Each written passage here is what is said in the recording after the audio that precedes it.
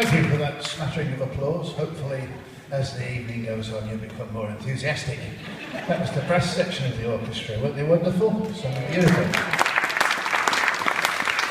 This is a jazz version of the Charles Dickens story, A Christmas Carol. I have endeavoured in this ghostly little book to raise the ghost of an idea which shall not put my readers out of humour with themselves, with each other, with the season, or with me. May it haunt their houses pleasantly, and no one wish to lay it.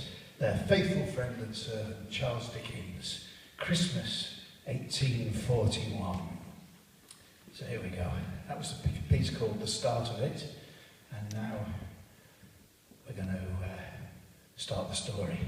Once upon a time, of all the good days of the year, on Christmas Eve, old Scrooge sat busy in his counting house. It was cold, bleak, biting weather.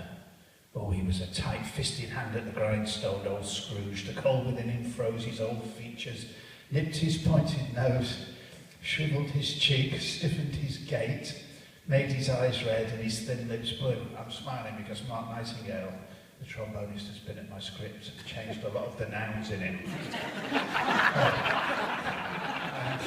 You really wouldn't want to hear it in the version.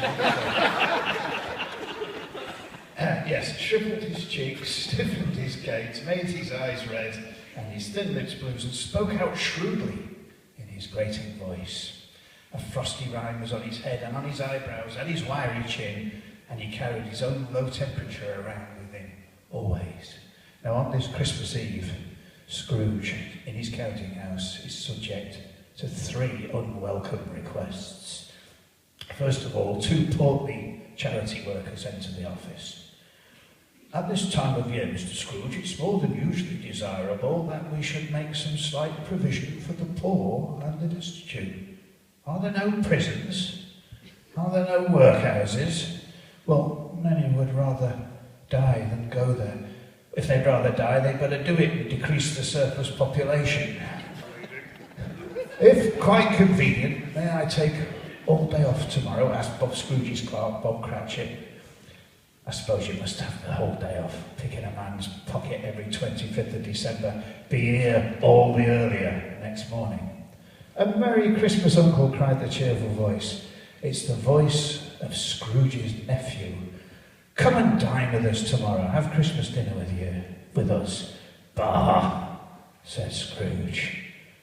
Bah Humbug, every idiot who goes about with Merry Christmas on his lips should be boiled with his own pudding and buried with a stake of honey through his heart. Bah Humbug. The 2 portly charitable workers will be played by trumpet and trombone. The tenor will be the cheery nephew. I'll be Bob Cratchit on the clarinet. But Brillo here has the starring role. The Bah Humbugging Scrooge. Here we go.